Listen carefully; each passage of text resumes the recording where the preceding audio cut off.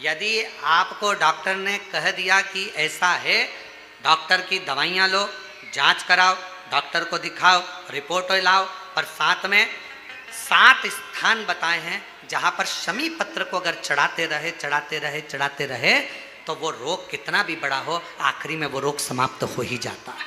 7 स्थान बताए शमी पत्र। अब शमी पत्र के 7 स्थान तो बताएं, पर शमी पत्र की इतनी महत्वता क्यों है, मंदार की इतनी महत्वता क्यों है, गणेश जी की पूजन में, शिव जी की पूजन में इतनी महत्वता क्यों है?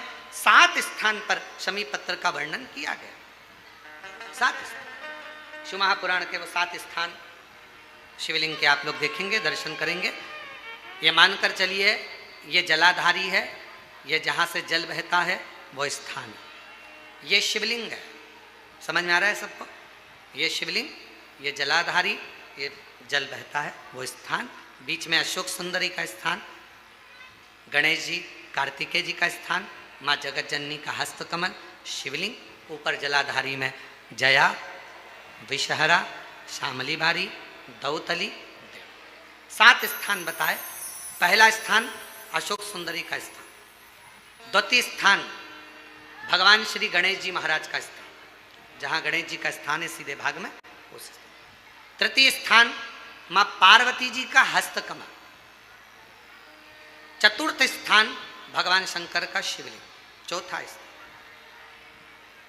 5वां स्थान नंदी का उठा हुआ चरण, जो नंदी का पांव उठा हुआ रहता है एक आगे वाला, 5वां स्थान। और 2 शमी पत्र भगवान शंकर के सम्मुख में से अपनी कामना कर 3 बार पंचाक्षर मंत्र का या श्री शिवाय नमस्तुभ्यम का स्मरण कर वो शमी पत्र भगवान शंकर के शिवलिंग पर फिर समर्पित कर दिया जाए। अगर ये 7 शमी पत्र समर्पित कर एक बेलपत्र शिव जी को समर्पित करा जाता है तो धीरे धीरे कैसा भी बड़े से बड़ा रोग हो वो धीरे धीरे कटना प्रारंभ हो जाता है। शमी पत्र की महत्वता, पूजन में वर्णन, शमी की इतनी महत्वता क्यों है तो शिव महापुराण में यह भी वर्णन किया गया। औरव मुनि के, औरव ऋषि के कोई संतान नहीं थी, और औरव ऋषि की कोई संतान नहीं थी, बड़े दुखी थे। उनकी धर्म पत्नी ने एक दिन औरव ऋषि से पूछा कि संतान की प्राप्ति के लिए क्या करा जाए। औरव ऋषि ने कहा कि शिव के अलावा कौन, तो शंकर की आराधना करी उनकी धर्म पत्नी ने भी और औरव ऋषि ने। और शिव आराधना का फल ये मिला, धर्म पत्नी प्रदोष काल आता था, शाम के समय भगवान शंकर की आराधना में डूब जाती थी और औरव ऋषि भी शाम के समय शिव की आराधना करते थे, शाम के समय। और नमः शिवाय, ओम नमः शिवाय, नमः शिवाय, ओम नमः शिवाय, श्री शिवाय नमस्तुभ्यं, श्री शिवाय नमस्तुभ्यं। स्मरण में लगे हैं औरव ऋषि। उनकी धर्मपत्नी भी शाम के समय भगवान शंकर का भजन कर रही, बाबा से प्रार्थना करी, रोज शाम के समय पर भगवान शंकर की आराधना करते, पूजन करते, स्मरण करते। शिव जी ने कृपा कर उसका गर्भ ठहर गया। गर्भ ठहरने के बाद एक लड़की ने, कन्या ने जन्म लिया। कन्या ने शाम के समय जन्म लिया, इसलिए औरव ऋषि ने और उनकी पत्नी ने उसका नाम शमी रख दिया। क्या नाम रखा? शमी।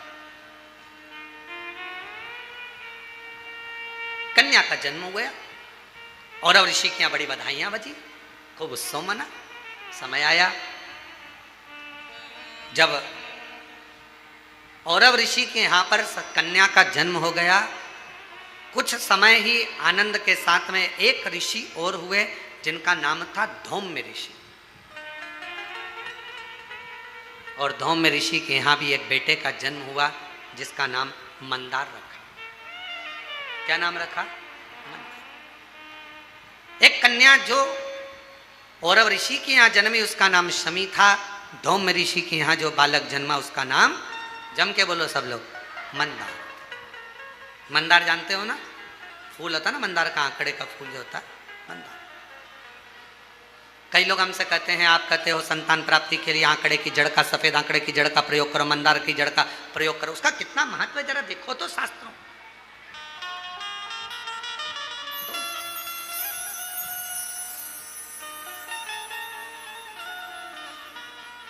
औरव ऋषि की बेटी बड़ी हुई, धौम्य ऋषि का बेटा बड़ा हुआ, दोनों बड़े हो गए। उनका विवाह दोनों ने पक्का कर दिया, औरव ऋषि और धौम्य ऋषि।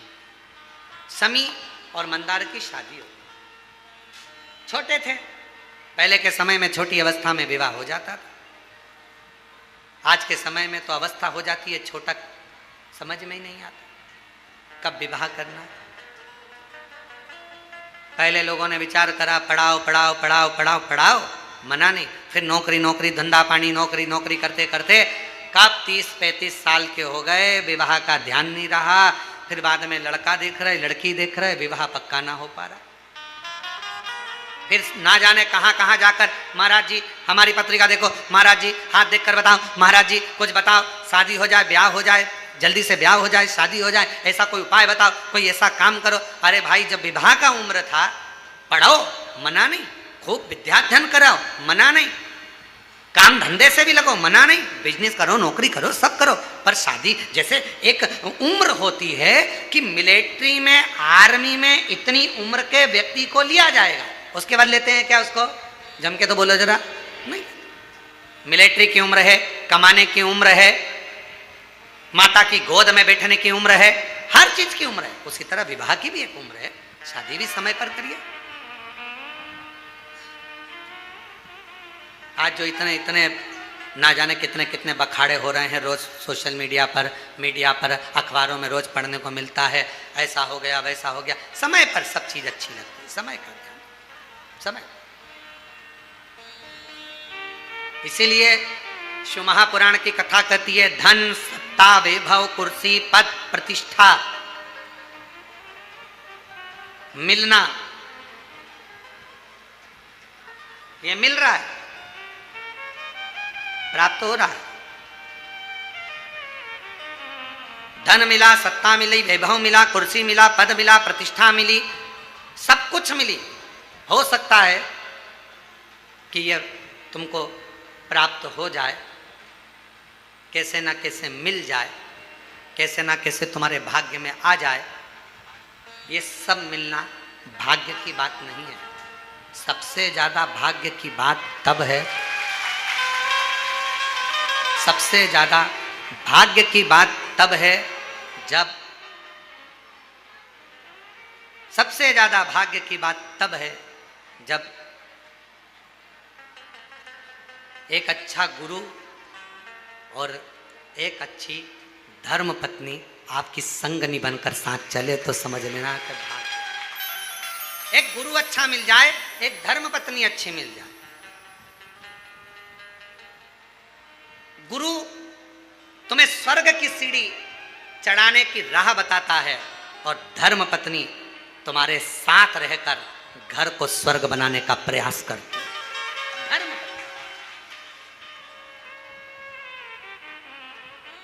घर को स्वर्ग। शिव कथा कर रही है, भगवान शंकर का चरित्र कर रहा है, शिव महापुराण की कथा कर रही है, भगवान शंकर का चरित्र कर रहा है। शमी और मंदार का विवाह हो गया, दोनों की शादी हो गई। शादी होने के बाद मंदार को गुरु जी के घर पर विद्याध्ययन करने जाना था, और उन्होंने अपनी धर्म पत्नी को अपने परिवार के कहने पर मायके में छोड़ दिया, क्योंकि छोटी थी, अभी युवान अवस्था तक वो मायके चले गए। पढ़े लिखे युवान हुए, पत्नी को लेने के लिए पहुंच गए। जब अपनी धर्म पत्नी को लेकर आ गए, घर में रहे, एक दिन उनके मन में आया,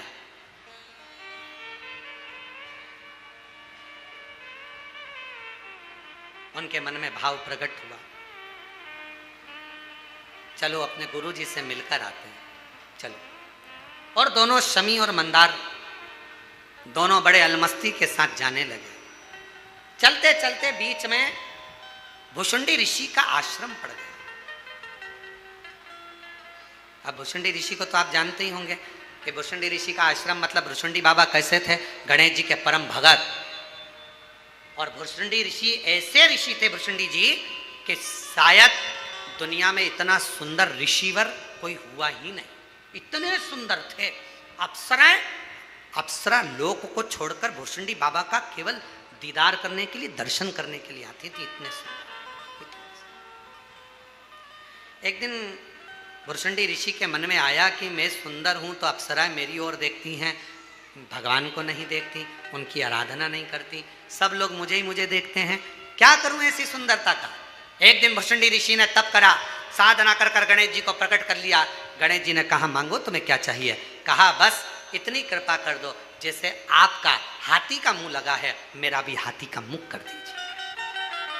जैसे ही कहा तो गणेश जी आश्चर्य में पड़ गए कि हाथी का मुख लगाओगे लोग क्या कहेंगे, तुम इतने बड़े ऋषि हो, इतनी सुंदर तुम्हारी काया है, तुम्हारा मुख इतना सुंदर है कि देवलोक की अप्सराएं तुमको देखने के लिए आती हैं, देवता तुम पर आश्चर्य करते हैं और तुम हाथी का मुख लगाने की बात करते हो। हाथी का मुख, लोग क्या कहेंगे।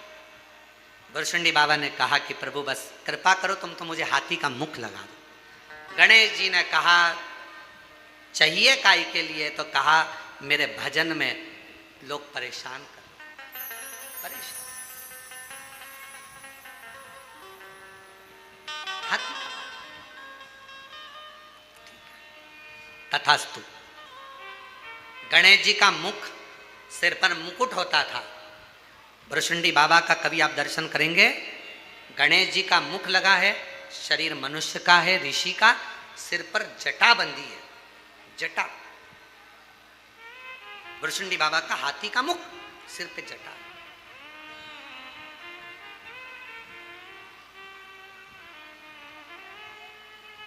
भुर्सुंडी बाबा वहां अपने आश्रम में थे।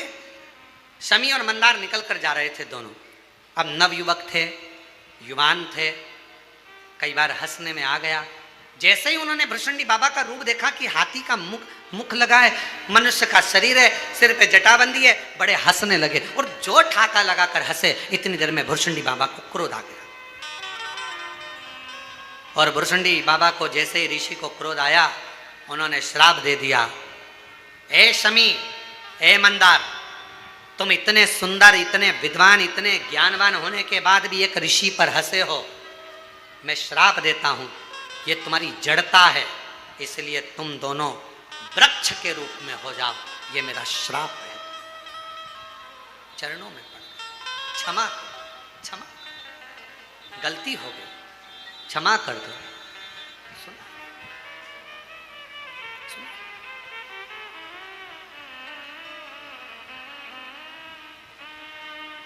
बहुत समय हो गया, ना तो शमी आई, ना मंदार आया, ना शमी आती है ना मंदार आता। पिताजी को लगा और ऋषि को लगा कि मेरी बेटी से मिलकर आऊं। मिलने गए तो बेटी नहीं थी। कहा धौम्य ऋषि ने, दोनों गए हैं पर आए नहीं, ढूंढने निकले। और ऋषि ढूंढने निकले, धौम्य ऋषि ढूंढने निकले। ढूंढते ढूंढते वहीं उसी स्थान पर भुर्सुंडी ऋषि के आश्रम पर पहुंच गए। वहां पर जाकर नमन करा कि मेरे बेटे और बहू आए थे, क्या आपने देखा है?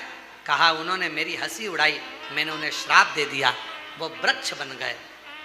महाराज कृपा करिए, कृपा करिए, इन दोनों की मुक्ति का कोई उपाय बताइए। मुक्ति का कोई उपाय। कहा मैं गणेश जी की आराधना करता हूं, आप भी गणेश की आराधना करो। श्राप तो मैंने दिया है, पर श्राप से मुक्त भगवान श्री गणेश जी महाराज कर देंगे। धौम्य ऋषि ने और औरव ऋषि ने गणेश जी की आराधना करना प्रारंभ करी। गणेश जी प्रसन्न तो हो गए। गणेश जी ने कहा मांगो क्या चाहिए? भुर्सुंडी ऋषि ने मेरे बेटा बहू को श्राप दे दिया है, उन्हें श्राप से मुक्त कर दो। भुर्सुंडी बाबा ने तुरंत उसी समय पर गणेश जी महाराज बोले, भुर्सुंडी ने श्राप दिया? वो तो मेरा परम भगत है, और अगर उसने श्राप दिया है तो मैं श्राप को तोड़ नहीं सकता। आप कुछ और मांगना हो तो मांग लो। महाराज क्या मांगे? आप उन दोनों वृक्ष पर कृपा कर दो। गणेश जी महाराज ने कहा आज मैं वचन देता हूं, शिवपुत्र गणेश वर देता है। भगवान शंकर के गणेश कह रहे हैं मैं शिवपुत्र गणेश आज वर देता हूं। ये शमी और मंदार का पेड़ वृक्ष, इसकी पत्ती और इसके फूल जो मेरे पिता शिव जी को समर्पित करेंगे, जो मुझे समर्पित करेंगे, जो उनके मन की कामना होगी वो सारी कामना उनकी हम पूर्ण करेंगे। अब चलते चलते धूम में ऋषि ने हाथ जोड़ दिए, प्रभु दोनों विषैले हैं, दोनों कटीले हैं, विषैले हैं। आप देवता तो इसको स्वीकार नहीं करेंगे ना। गणेश जी महाराज ने कहा देवता स्वीकार करे चाहे नहीं करे, मेरे भगवान शंकर और मैं मंदार के पुष्प को और शमी के पत्र को स्वीकार करेंगे। जो मनुष्य शमी के पत्र से हम दोनों की आराधना करेगा, मेरे पिता शिव जी की और मेरी आराधना करेगा, भूलवश भी शमी के वृक्ष का दर्शन जिस दिन व्यक्ति को मनुष्य देह में हो जाएगा, शमी के वृक्ष का यदि वो दर्शन भी कर लेगा, उस दिन 12 ज्योतिर्लिंग के दर्शन का पुण्य फल प्राप्त हो जाएगा। शमी की इतनी महत्वता, मंदार की इतनी महत्वता, इतनी।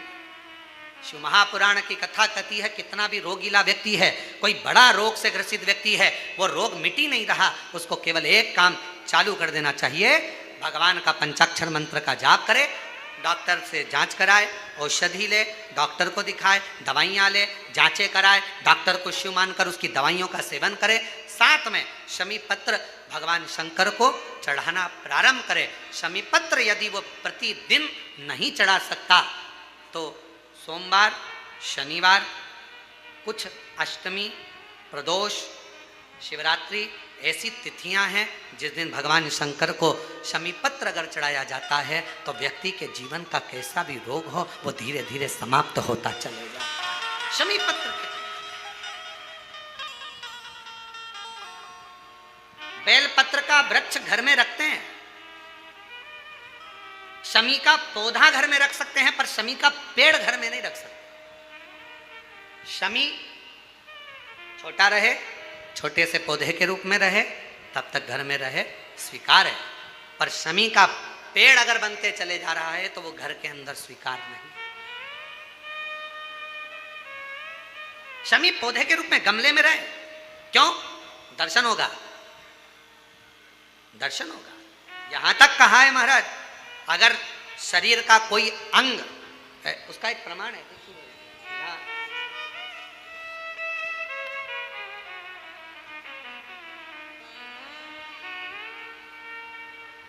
माता का नाम शशि देवी, पिता का नाम राजा कन्नौजिया। मैं काशी की रहने वाली हूँ। एक लोटे जल का मैं क्या वर्णन करूँ। मेरी बेटी 11 अप्रैल 2024 को उसको बुखार आया, उल्टी चालू हो गई, धीरे धीरे उसका मानसिक संतुलन खराब हो गया, बेहोश होती थी तो 2 से 3 घंटे तक उठती नहीं थी, 2 से 3 घंटे तक उठती नहीं थी गुरुदेव। डॉक्टरों ने भी समझ में नहीं आ रहा था हो क्या गया। दरवाज़ा पटकती, दीवार सिर पर मारती, दरवाजे को बंद कर लेती, अपना गला दबाने का प्रयास करती, कोई कुछ कहता, कोई कुछ कहता। 18 डॉक्टरों का दवा चला लेकिन फायदा बिल्कुल नहीं हुआ। आखिरी में क्या करते, किसी ने कहा यदि एक बार कोई सीहोर जाए, वहाँ से रुद्राक्ष लाए, उस रुद्राक्ष का जल गलाकर शिवलिंग पर चढ़ाकर अगर दिया जाए तो उससे अंतर आ सकता है। कोई कहे इसको हवा लगी, कोई कहे कुछ हो गया, कोई कहे कुछ हो गया। 3-3 घंटे तक होश नहीं आता था गुरुदेव। होश आता था, दीवार से सिर मारती, दरवाज़ा बंद कर कर अपना गला दबाती, बहुत उसकी हालत खराब हो गई। ज़्यादातर उसको पकड़ते, बेहोशी की हालत में पड़ी रहती, शुद्ध नहीं रहती। 3 फोटो लगाए हैं पर हम उसको टीवी पर नहीं दिखाएंगे क्योंकि बेटी का जीवन रहता है। आप लोग यहीं से उसको देख सकते हैं। 3 फोटो में एक फोटो उसने लगाया है जिसके अंतर्गत पहला फोटो जिसमें उसको पकड़ कर रखा जाता था और बेहोश अवस्था में रहती थी। धीरे से दूसरी अवस्था में आती थी तो अपना सिर दीवार से मारना और माथा दबाना, कहीं गला दबाना, करते करते यहाँ पर आए गए। यहाँ कथा चल रही थी 12-13 सितंबर को 2024 को अग्रवाल महिला मंडल सीहोर में धर्मशाला में कथा थी। अग्रवाल धर्मशाला की जो कथा होती है वो हमारी गादी की कथा होती है, साल में एक बार, जो हमारी पूर्व से कई सालों से, लगभग 30 साल के लगभग में वो कथा का क्रम चल रहा है। वही कथा एक छोटे से हॉल में होती है, लोग उसको सुनने आते हैं। हम भी आए, अग्रवाल धर्मशाला में जगह नहीं थी, रोड पर बैठ गए, वहीं पर बैठकर कथा सुन ली। वहां पर आपने शमी की महत्वता का वर्णन किया। हमने शमी की पत्ती शिव जी को चढ़ाना प्रारंभ करी और बेटी के सिर के पास में लाकर रखना प्रारंभ करी। बेटी का हाथ लगवाते, शमी पत्र को शिव जी पर चढ़ाते। ना जाने शमी में ऐसा क्या बल था, लोग कहते थे हवा लगा, भूत लगा, ये लगा, वो लगा, पर 5 दिन लगातार शमी का पत्र बेटी का हाथ लगवाकर शिव जी पे चढ़ाना प्रारंभ करा। उसको बेहोश होना बंद हो गई, उसके सारी हरकतें ठीक हो गई और मेरी बेटी अब ऐसी पूर्ण तरह से स्वस्थ हो गई। अब मेरी बेटी पूर्ण तरह से स्वस्थ हो गई। आज 1 वर्ष होने जा रहा है, मेरी बेटी को कोई दवा नहीं दी जाती और ना बेटी को कुछ दिया जाता। शमी के पत्र में वो बल होता है। यदि, कितना सुंदर कहा है महाराज, एक बात और अच्छे से ध्यान में रखें। पहली बार इस कथा का स्मरण हमारे इस लिंग पुराण के माध्यम से आया है।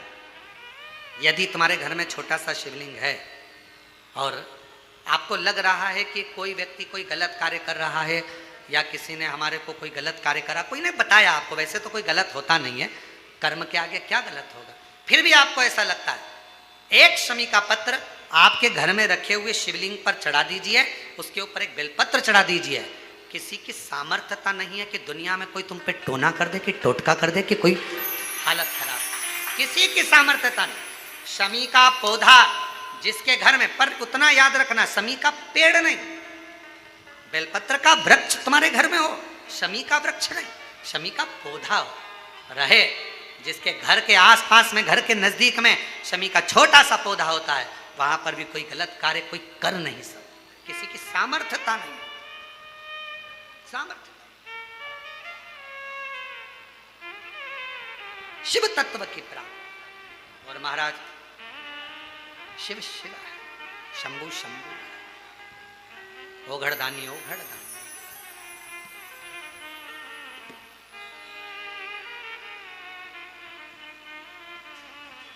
इसलिए शिव महापुराण की कथा नित्य स्मरण में रहती है, भगवान शंकर का आनंद कराती है।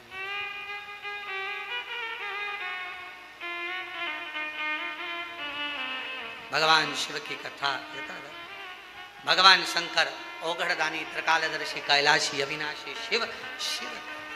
इसलिए भगवान देवादिदेव महादेव का चरित्र वर्णन करता है, भगवान शंकर का पवित्र चरित्र कहता है, शिव महापुराण की कथा कहती है।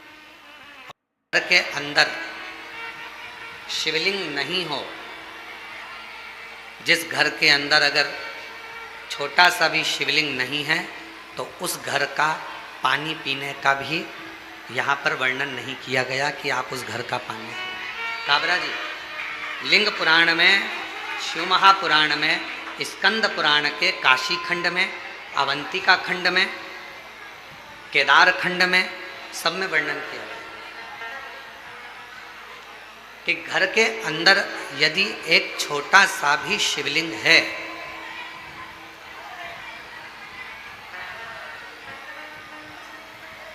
घर के अंदर यदि एक छोटा सा भी शिवलिंग है, छोटा सा, और वो घर फिर किसी का भी हो, अगर छोटा सा शिवलिंग घर के अंदर है, फिर वो घर किसी का भी हो, उस घर का जल स्वयं गंगा के जल के बराबर।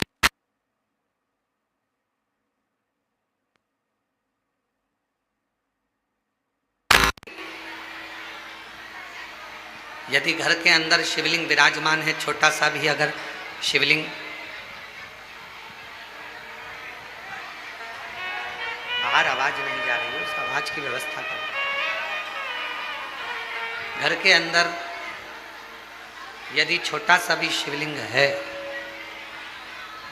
और वो शिवलिंग आपके घर के अंदर है और आप अगर पूजन कर रहे हैं तो ठीक, पूजन नहीं कर रहे हैं तो ठीक, और घर के अंदर वो शिवलिंग अगर रखा भी है तो कहते हैं उस शिवलिंग के सामने से केवल प्रणाम कर कर, नमन कर कर यदि आप निकल कर चले जाते हो तो भी जिंदगी में कहीं अड़चन नहीं आती और काम सफल होता चला जाता है, कार्य सफल होता चले जाता है। और शंभु शरणे मांगू घड़ी रे दुख का दया कर दर्शन आपो शंभु शरणे पड़ी मांगू घड़ी रे दुख का दया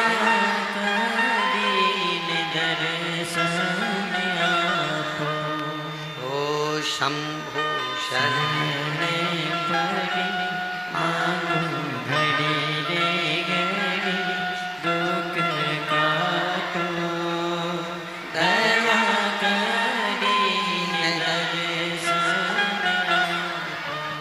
एक छोटा सा शिवलिंग घर के अंदर है तो वह हमारे जीवन में सुख ही सुख देता है, वो तकलीफ नहीं देता। पर ना जाने कैसे कैसे लोग आज के ज़माने में कह देते हैं सोशल मीडिया पर आकर कि घर में शिवलिंग मत रखो। और हम आपसे ये भी नहीं कह रहे कि आप हमारा कहना मानो, हम तो आपसे इतना कह रहे हैं कि गीता प्रेस गोरखपुर की स्कंद पुराण लेकर आओ, गीता प्रेस गोरखपुर की लिंग पुराण लेकर आओ, गीता प्रेस गोरखपुर की शिव महापुराण लेकर आओ, नर्मदा पुराण लेकर आओ, आप उसका अध्ययन करो।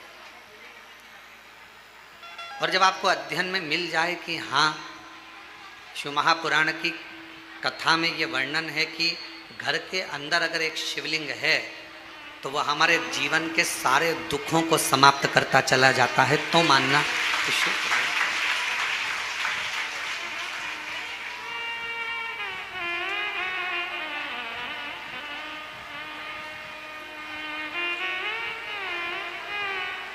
एक एक पुराण के एक एक शब्द का अध्ययन करो, पढ़ो, और नहीं पढ़ सकते तो फिर गुरु की वाणी पर भरोसा करो। अगर आप शिव पुराण को, लिंग पुराण को, नर्मदा पुराण को, स्कंद पुराण को नहीं पढ़ सकते तो फिर आप गुरु की वाणी पर विश्वास करो, गुरु की वाणी पर भरोसा करो। महाराज, अगर मैकेनिक अच्छा होता है तो गाड़ी बार बार काम नहीं निकालती। एक बार गाड़ी को अच्छा करवा लिया तो वो गाड़ी फिर बहुत दिन तक ठीक चलती रहती है। ठीक है,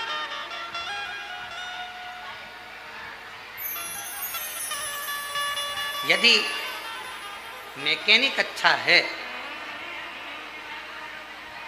और मैकेनिक अगर ठीक है, गाड़ी अगर एक बार उसने सुधार दी है तो वो गाड़ी फिर काम नहीं निकाले, फिर वो गाड़ी काम बार बार नहीं निकाल सकती।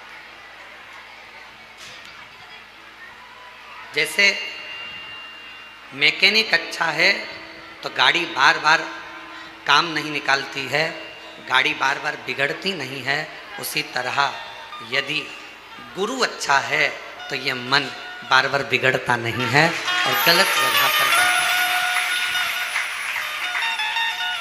एक मैकेनिक की तरह एक गुरु होता है।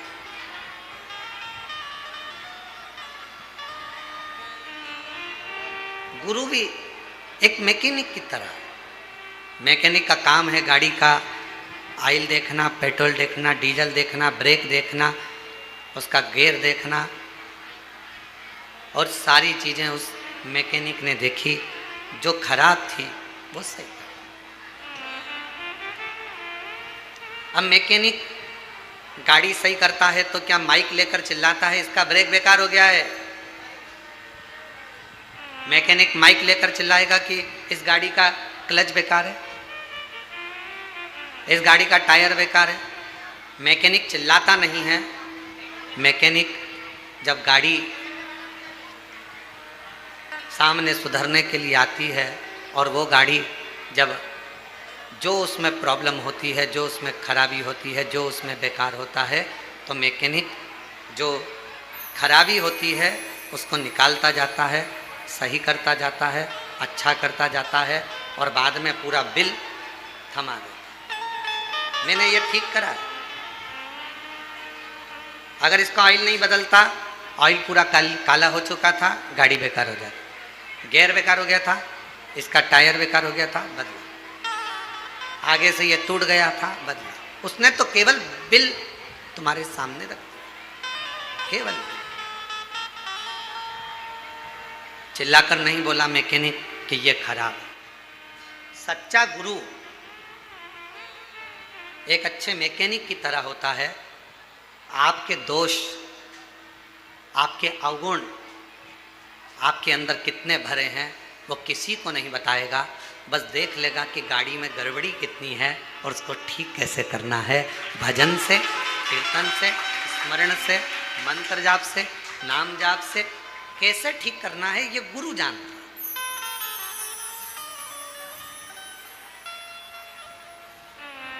और किसी ने बहुत अच्छा कहा, नहाए धोए हरि मिले, नहाए धोए हरि मिले तो मैं नहाऊं 100 बार। अगर केवल नहाने से भगवान मिलता तो मैं 100 बार नहाता रहता। अगर केवल नहाने से भगवान मिलता तो मछली दिन भर पानी में ही रहती है, उसको भगवान मिल जाए, मगर को मिल जाए। नहाए धोए हरि मिले तो मैं नहाऊं 100 बार। हरि तो मिले निर्मल मन से, प्यारे मन का मेल बाहर निकाल, परमात्मा मिल जाए। अब कोई कहे कि तुम नहा कर आ रहे हैं, तुम्हें इनको छूना नहीं, या नहा कर आए हैं इनका स्पर्श मत करना। भगवान कहते हैं, कितना सुंदर शिव महापुराण के अंदर लिखा है, जरा शास्त्र का अध्ययन करिएगा। घर में अगर बुजुर्ग माँ बाप हैं, बूढ़े माता पिता हैं, घर में छोटा सा बच्चा गोदी में है, माँ बाप ने अगर गंदगी कर दी है और घर के बहुओं ने, बच्चों ने उसकी गंदगी को साफ कर दिया, मंदिर जा रहे थे, गंदगी साफ कर कर भी मंदिर गए ना, तो भी भगवान ये नहीं कहेगा कि तू गंदा आया है। घर के बुजुर्ग बीमार हैं, गंदगी कर दिए हैं, उनका शरीर बेकार हो गया है, उस शरीर को आप हाथ लगा रहे हो, गंदगी साफ कर रहे हो, पूरा घर साफ कर रहे हो, और उसके बाद भी भगवान के मंदिर जा रहे हो, भगवान कभी नहीं कहेगा कि तू गंदा है। एक छोटा सा बच्चा माँ की गोद में है, वो बच्चे ने माँ की गोद में गंदगी कर दी, माँ ने उसके बार बार कपड़े बदल दिए, धो दिए, और माँ उसके बाद भी भगवान को जल चढ़ाने जा रही है, तो भगवान कभी नहीं कहेगा कि तुम गंदे हो, भगवान तुम्हारे जल को स्वीकार करेगा। घर के बुजुर्ग माँ बाप, घर के बुजुर्ग सास ससुर, घर के बुजुर्ग तुम्हारे घर में रहने वाला कोई बूढ़ा है व्यक्ति है, दादा दादी हैं, बुजुर्ग हैं, उनकी सेवा कर रहे हो। तुम मंदिर जा रहे हो और तुमने सोचा कि मंदिर से आकर ऐसा करूंगी, या मंदिर जा रहे हो तो मुझे साफ जाना है, तो शिव महापुराण की कथा कहती है, सबसे पहले बाबा को जल चढ़ाने से पहले अगर कोई घर का बुजुर्ग पलंग पर पड़ा है, बीमार है, और उसने गंदगी भी कर दी है ना, तो पहले साफ करो, फिर बाबा का नाम लेकर बड़े प्रेम से बाबा को जल चढ़ाने जाओ, बाबा तो भी स्वीकार करो। माँ बाप से बड़ी दुनिया में कोई पूजन नहीं। किसने कहा कि माता पिता से बड़ी कोई पूजा नहीं? श्री गणेश जी महाराज ने। पृथ्वी की परिक्रमा करने की बात आई तो श्री गणेश जी महाराज ने अपने माता पिता की परिक्रमा की। किसने कहा कि माता पिता से बड़ा कोई जीवन में अतिथि नहीं होता? भगवान श्री षडानंद कार्तिकेय जी ने। श्री शैलम पर कार्तिकेय जी रुष्ट होकर चले गए, मल्लिकार्जुन में जाकर बैठ गए श्री शैलम पर, भगवान शिव और पार्वती उनके अतिथि बनकर चले गए।